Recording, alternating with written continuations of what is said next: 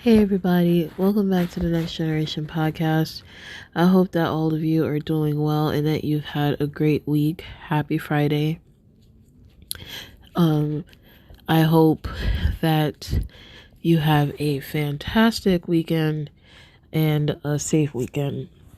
I'm kind of sick again. We're not even gonna get into my health, y'all, cause um I was sick for the past few weeks. It stopped yesterday, and then in the middle of the day, it came back. So I sound a little stuffed up and disgusting. I'm sorry. I really noticed that when I speak in general, whether if I'm like under the weather or not, I sniffle a lot. And when I was dealing with my health concerns, I had to do an MRI, and I was told that I have like sinus issues. Like they could see like blockage and things like that. So I know that I sniff a lot. I'm sorry. I'm gonna try to get that under control. Get some nose breathing strips and whatnot. Yeah. So I'm gonna just get into this video. This is not a Michael Jackson update, but this is something that is very important and needs to be discussed. So, as most of you, or if all of you know, I work in education, and today a student had came up to me and was talking to me about something that just really broke my heart and has been on my mind throughout the rest of the day. So this, I'm not going to give any names because she, deserves her privacy. So this student, if I could, I have to give you some background for you to understand the type of person or student that she is. So she's a very pretty girl. She doesn't come to school often. When she does come to school, she comes to school extremely late, and a lot of the time she's high when she comes to school. She, I guess you could say, was once very popular amongst the boys.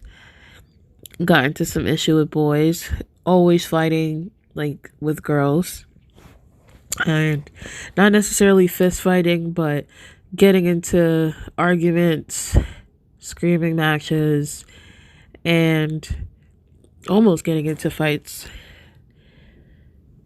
A lot of students don't like her. She's pretty much an outcast. Yeah, so she doesn't really feel comfortable talking to most adults, but I'm one of the staff members that she does feel comfortable talking to.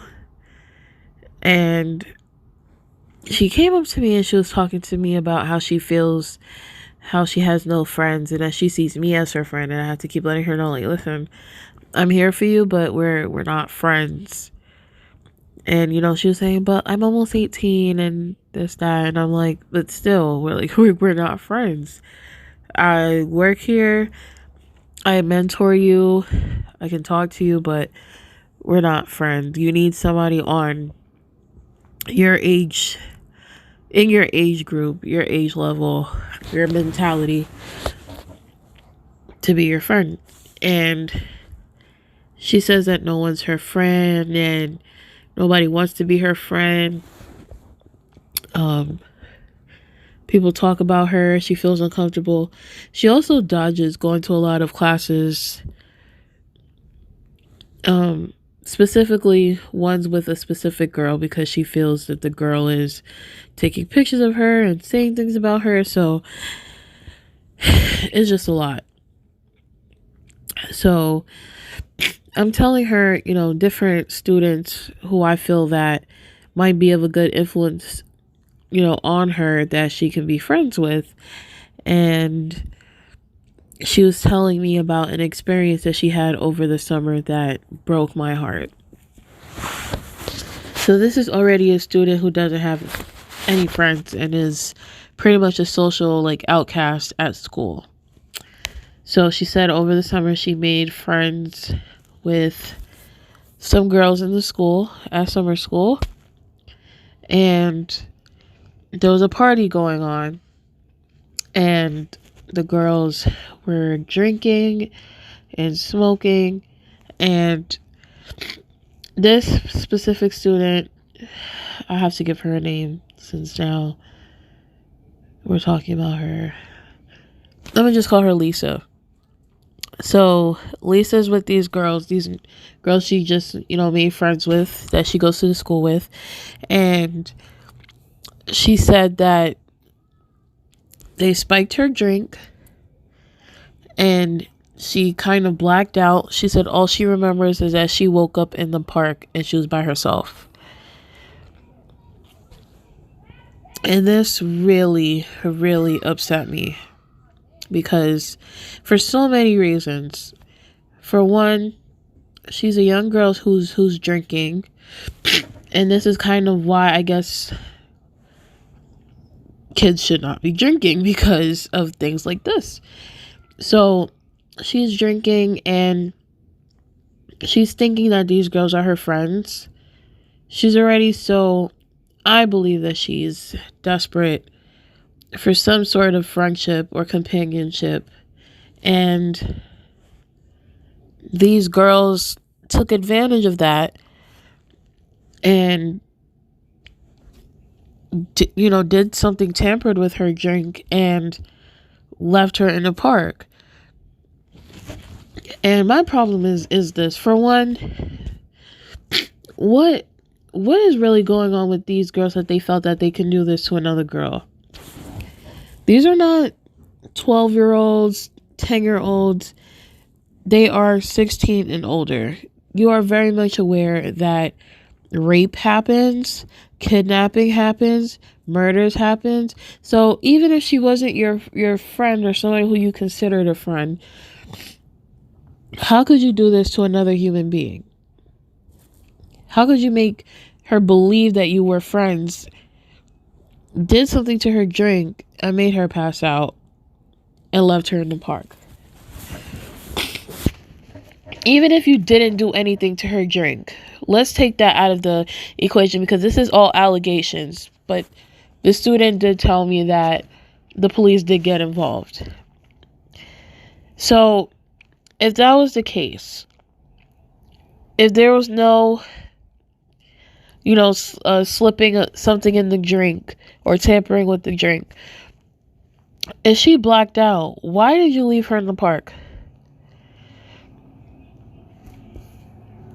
alone? I need parents. If any of you are parents or going to become a parent or thinking about being a parent, please have these conversations with your children about drinking. Now, this is the thing. We can train a child in a way that we want them to go, but there's always their own path. They're going to make decisions that go against the path that we set for them. But there are key things that we need to instill in our children. We can say as much as we want, do not drink until you turn 21. This could have happened to her at 21 years old, regardless of the fact. But we need to, talk to our children like, listen, somebody who you just met over the summer, a bunch of girls that you just met over the summer, you should not be drinking with them. You don't know them. You don't know what they're going to do to your stuff. Then on top of that, don't take a drink from anybody. If you didn't see them pour it out of a bottle, like open the bottle and pour it into your cup, don't accept it. If you leave your drink unattended, do not go back to it. Because if she was, keen on it, like if she knew these type of, I guess, survival methods or tactics, she could have avoided this kind of a situation. She didn't know these girls, and then on top of that, somehow, in some way, she did not see what was going on with her drink, and this happened to her. Then we also have to teach our children that Human life is precious. There is no way in hell that somebody is drunk and you leave them in a park or leave them anywhere. God forbid somebody kidnapped this girl or raped this girl or killed this girl. That would be on those girls. Because you didn't feel that her life was precious enough or important enough. You just left her like that. That's inexcusable. And I really just didn't understand how, the one of the girls who is 18, she has charges pressed on her, but she was still allowed to come to the same school as this girl. Absolutely not. There should have been jail time.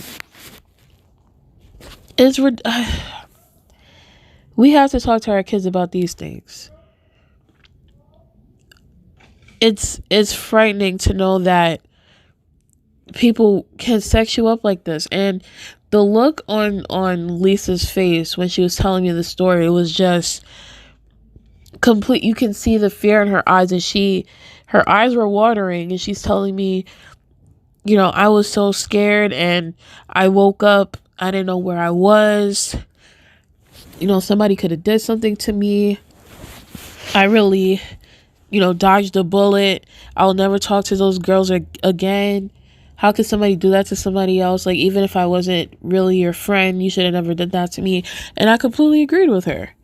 But I also had to let her know, listen, as a staff member, I have to tell you that you shouldn't be drinking, but also at the same time, that was a decision you made, and that a decision that you can continue to make on your own. But you have to be mindful about who is around you. Especially the fact that you didn't really know these people all too well. You thought that you could trust them, and then they proved you otherwise. You have to be around people that you trust. People that respect you. I would never put myself in a situation to be, under the influence and around people who don't care about me or people I don't know, because that's dangerous.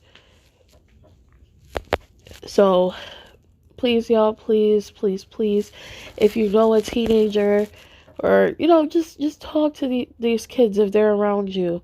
Talk to them about these things so we can avoid things like this. Let's teach our kids how to maneuver and these type of tactics to help them survive as they're going into their adult life. Like, these are things that they have to learn. And also, can we please just teach our kids to value life, because this should have never happened.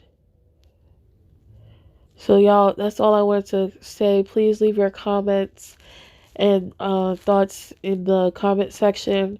If you have any stories that you want to share, please share. Maybe you can help somebody, So that's it, y'all. Until next time, see you later.